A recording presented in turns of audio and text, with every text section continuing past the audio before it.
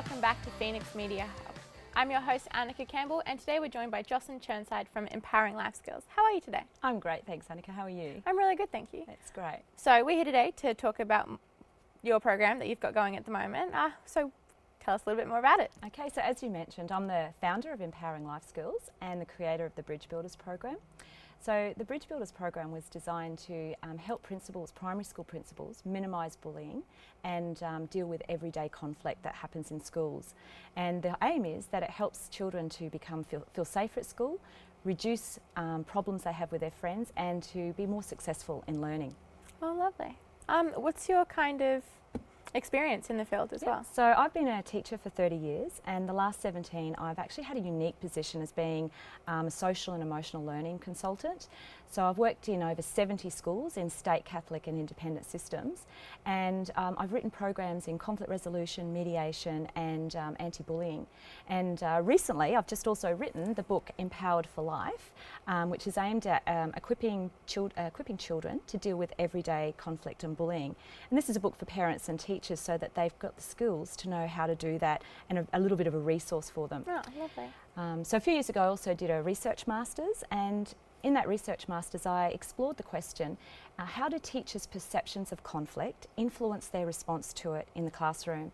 And Annika, through that research I found a really interesting thing, and that was that many teachers know how to manage behaviour in the classroom, but they're not equipped nor have they learned to actually resolve conflict, which means that they're great at managing, but not as good as empowering children to deal with conflict on the long-term basis. Yeah. That's where they need to model, encourage and teach those skills. So that's what this program's all about. How do you give the teachers and the students that language, understanding and skills? Definitely. What do you think the top 3 kind of problems that your program can help with? Yeah, that's a great question. So some of the experience that I've had, I have seen 3 key things emerge out of schools in this area of conflict. And that is the first one, that when kids experience everyday conflict and bullying, it actually heightens their emotional responses to it. So you get kids that feel really angry or anxious or really sad at their problems they have when kids leave them out or call them names. And so what that can lead to is, if they don't know how to resolve that, they actually start to feel isolated from others. They feel anxious about coming to school. They don't want to come to school. And they can even start to feel that anxiety lead into depression. And that's what I've seen happen, particularly as they get older. Yeah. And that, of course, becomes ongoing problems for them. Children who have those patterns of high emotional distress about conflict can end up developing things as mental health issues such as depression and even self-harming. And I have to say, it even can potentially lead to youth suicide. And this is a real problem, because in Australia we have the 3rd highest youth suicide in the world. So that's the first problem. The second problem, which is really concerning, they're at school to learn, but when kids have conflict and bullying, it actually creates this disengagement in learning. So kids go into the classroom after playtime and they can't focus on what the teacher's saying. They don't want to participate in learning, and in fact they can become very disruptive to the rest of the class. Definitely. So that actually means the teachers and the other students aren't able to learn at their best or teach at their best. The third problem is actually that when they don't have these strategies to resolve conflict, they actually don't have healthy friendships. And when kids don't have healthy friendships, that can result in them not feeling like they belong. And it's a basic human need to feel you belong, to feel loved and to feel part of a community.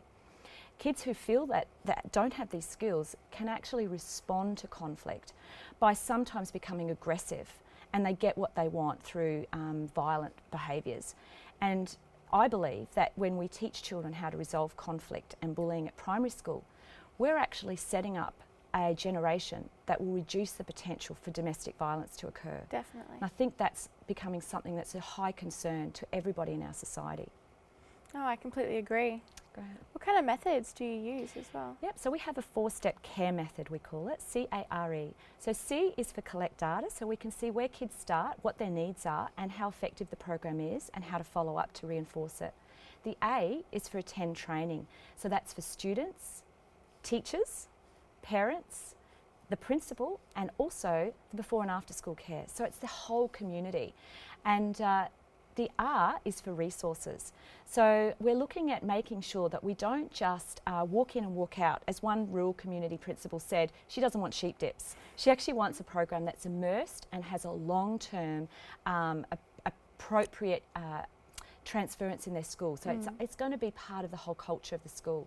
So we use posters, we've got videos being developed, and we've got a book that's, as mentioned before, that's to really engage and help parents and teachers understand how to help communities, the community of kids. And then the E, so C-A-R-E, is for equipping, and we're equipping mentors in the school. So we equip the Year 5 and 6s to be mediators, which are their mentors and coaches in the playground, where bullying occurs and conflict occurs at its most. Yeah.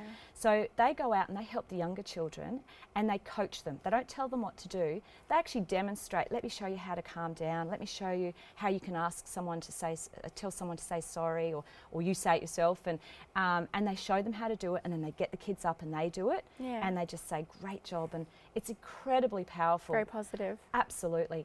And we also equip the principals because they're the leaders in the school, and we give them a strategy and a resource so that they can work with that 1 to 5%, those children who often end up being suspended or expelled or sitting outside the principal's office. I often talk about the principal's office being like a revolving door with some of these kids, because many of the strategies used currently are what we call punitive. So it's just punishing the kids, keeping them in time out, keeping them out of the playground. Whereas I believe we need to educate these kids. You know, if they're the kids that are actually potentially bullying in the playground, the statistics say that 1 in 5 kids who bully will end up with a criminal record. We want to stop that statistics. We want to lower it. We want to equip those kids to know how to deal with problems in a constructive, positive way, so they're back out having fun and engaging and learning. Oh, well, lovely. What kind of solutions are you offering with your program then? Okay, so what we actually do is we go into schools and we try to help find out where the school's at, and we actually look at working particularly with the principals. So some schools might just have one part of the program. They might just start with just training their mediators and getting those kids in the playground. Other schools get all the classes trained in this program. Some schools even have a package where they actually have the mediators trained for out in the playground, and then teachers and parents trained, so they're there to reinforce it. One of the great things about this program is that it's a bit like an a la carte menu, that the schools can actually choose what they want that helps them. You know, some schools have already got this pretty well organised, and we want to make good schools great, and we want to make schools that are sort of just surviving, that are having lots of toxic situations happening, we want to make them into thriving schools. Yeah. So for any school community, this is life skills. It's great for anybody. Definitely. Why are you so passionate about this? That's a great question. Okay, so for years and years I've been working in this area. I've got 3 daughters and they've had problems with conflict and bullying in schools, and I've seen that there's a real need to work collaboratively in schools as parents and as teachers, and see that if together we can really empower and make a difference. A lot of the time I see happen shame and blame, where we blame either the teachers or we blame the parents or we blame the principal or we blame the child, you know, and there's all this blame and shame happening, and actually nobody's taking responsibility. I want to get away from that shame and blame, and I'm really passionate about encouraging and equipping. So I want to encourage children to know what to do. I want to equip them with skills.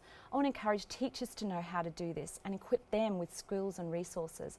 Same with principals and especially with parents. Yeah. How do we give them the skills? Great little example of this, if I could share it, Annika, is last week I was working with some parents in a school, and after the meeting finished and I'd explained how the Bridge Builder program worked and all the skills, a parent came up to me, a young mum with a she had a 7-year-old in prep, and she just came up and she said, Jocelyne, she said, I've just realised I've done everything wrong. And she said, when I was at school, I was bullied all the time. And she said, I kept choosing to avoid the problem. I never solved the problem until one day I stood up and I fought back and it stopped. So she said, I never wanted my son to go through what I went through. So I've taught him to fight back and stand up for himself. And she said, now he's in prep and he's been suspended, he's got anger management issues, and even when he plays soccer, he's always fighting on the field. And she said, I've just learnt from your Bridge Builders program a whole different way of parenting to help equip him to manage these emotions. That just made, that's what I live for, those light bulb moments when parents can actually see they make the difference. And the change begins with us. The change begins with how we deal with our conflict. So I've got lots of little stories. That's what I'm passionate about, seeing things change, one person at a time. That is so lovely, and it is such an amazing program as well. Everything that you're doing with Empowering Life Skills and the bridge building, it's just phenomenal work, and you should be very, very happy towards what we're going towards. Thanks, Annika. It's exciting to see how it's rolling out. We're just seeing amazing changes in schools, so it's really something rewarding. Lovely. Well, thank you so much for joining us today, Jocelyne. If you'd like to get more information about this amazing program, please head to www.empoweringlifeskills.com.au, and if you need any help, you can always call Lifeline on 13 11 14. You've been watching Phoenix Media Hub. Thanks for joining us.